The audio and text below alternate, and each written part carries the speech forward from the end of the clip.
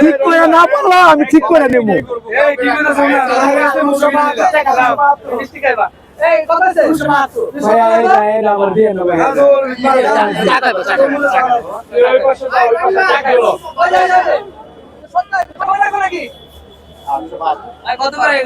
ষাট থেকে একদম 60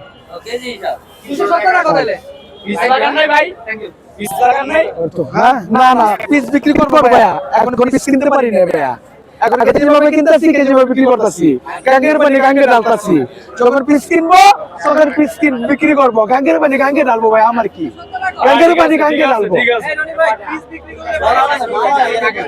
কেজির ভাবে তরমুজ বিক্রি করা আমিও পছন্দ করি না, এটা ফেরানোর আমলে ছিল, এখন আমার কেজি ভাবে বিক্রি করতে হয়, আমরা যে ভালো এই জন্য কেজি ভাবে বিক্রি করতে হয়, কেজি ভাবে তো বিক্রি করতে ফ্রাউন ইহুদি কেজি ভাবে তরমুজ বিক্রি করছে, আমরা এটা পছন্দ করি না, পরিস্থিতির শিকারে আমাদের কেজি ভাবে বিক্রি করতে হইতেছে এবং খাইতে হইতেছে।